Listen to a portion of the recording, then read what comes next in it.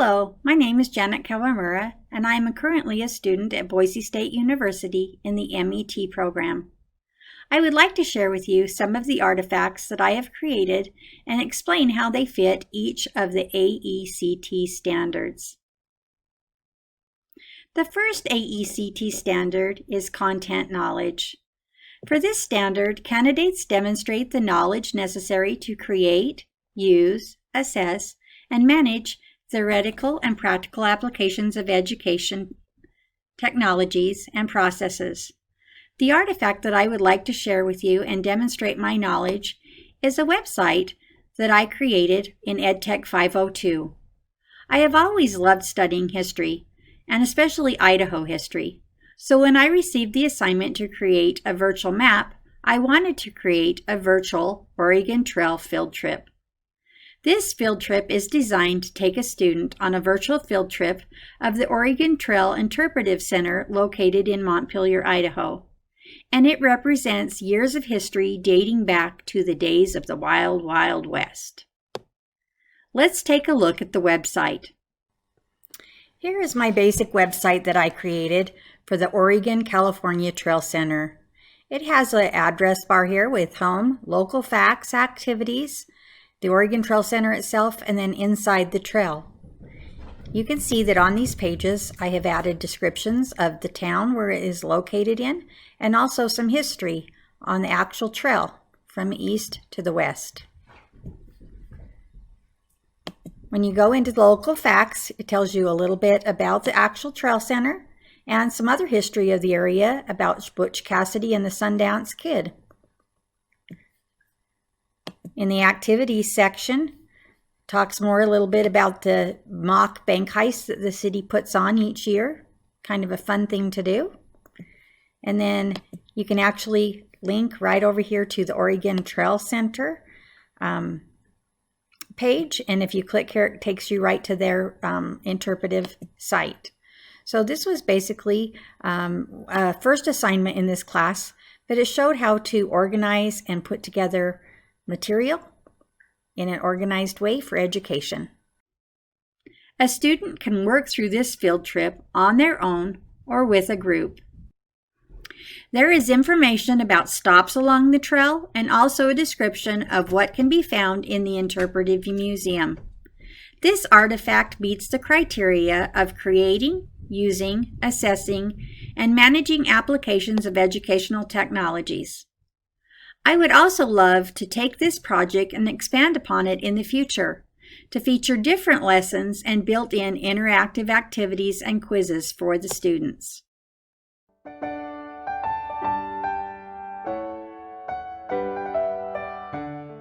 As I reflect on AECT Standard 2, Content Pedagogy, which states, candidates develop as reflective practitioners, able to demonstrate effective implementation of educational technologies and processes based on contemporary content and pedagogy.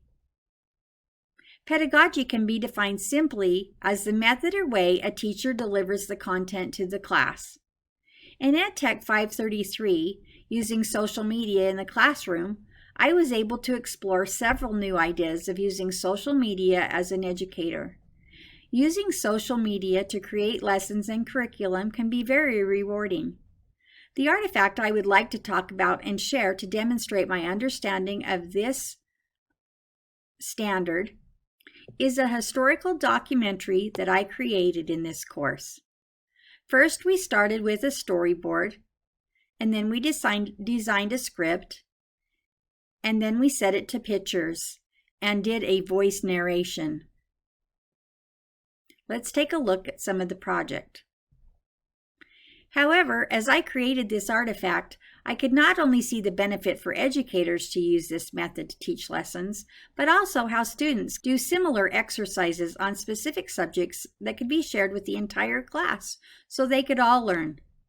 I feel that this would be an effective method to keep learners engaged in learning.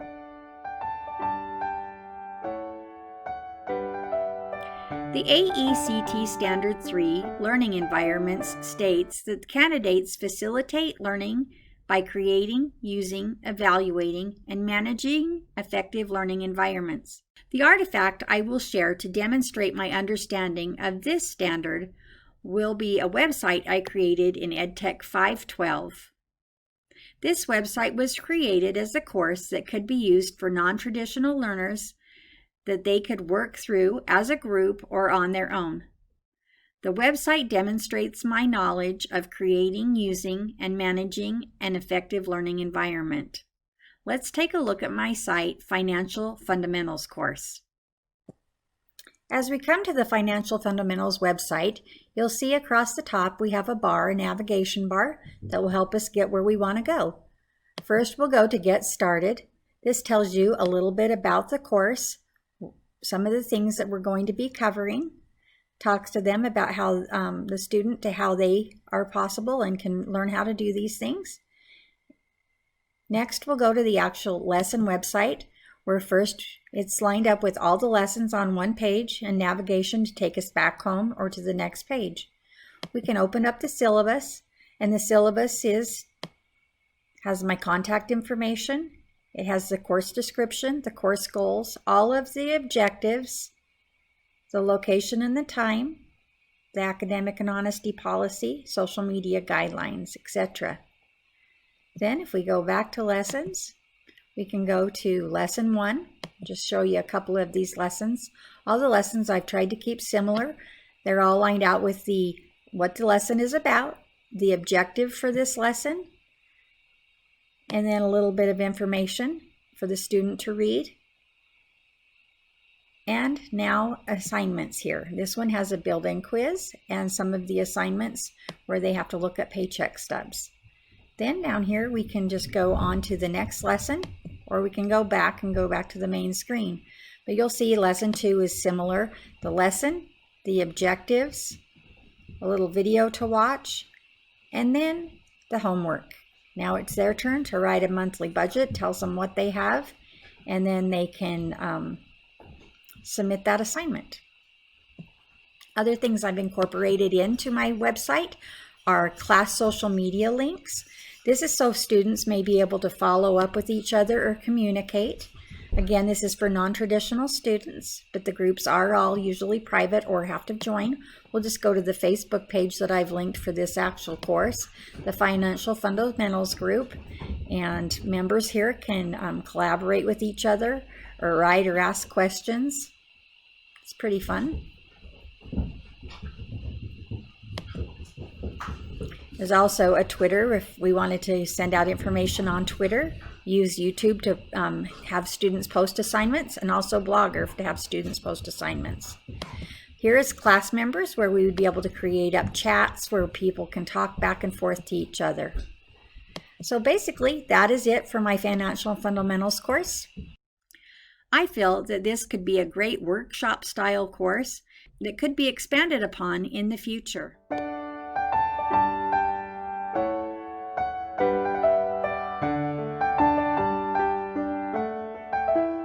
My next artifact that I will share will demonstrate my understanding of AECT Standard 4, Professional Knowledge and Skills, where candidates design, develop, implement, and evaluate technology-rich learning environments within a supportive community of practice. Of all the projects I created and worked on throughout my MET pursuit, the artifact created in EdTech 522 Job Hunting Skills course was one that I am very excited about.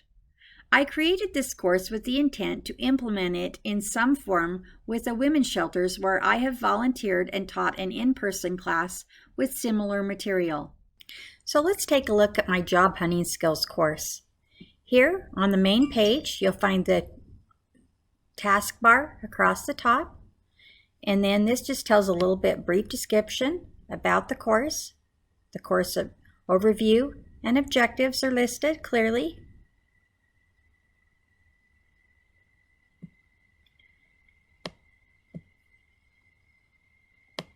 Discover More section, which tells you a little bit more about getting started in the course, what it's going to be about.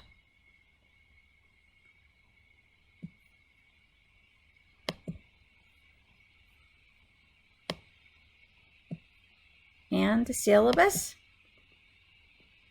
and the lessons are also listed there. The syllabus is outlined what the course is going to be teaching, and then here you have access to lessons here as well as here.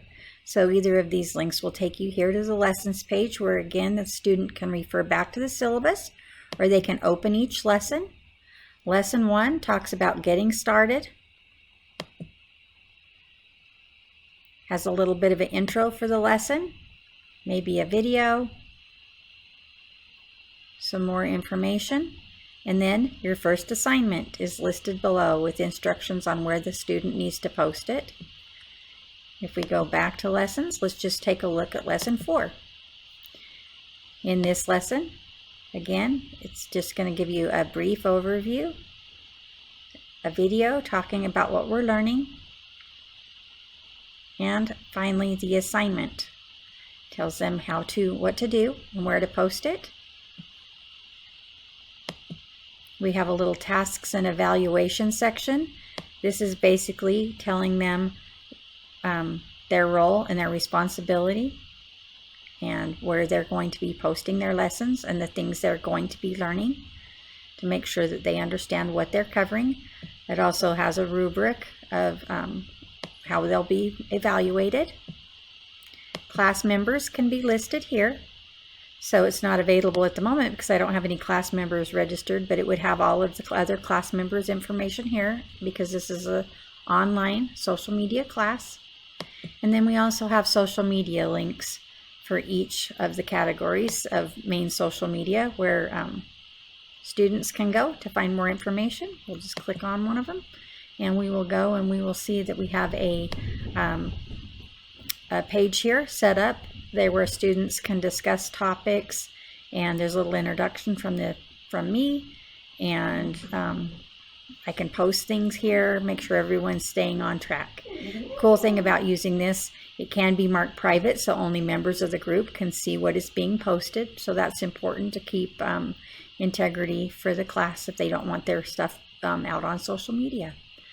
So that is basically my job hunting skills class. I'm very proud of this work, and it's something I've taken a lot of the material from a written class and incorporated it so people and students can access this at any time at their own.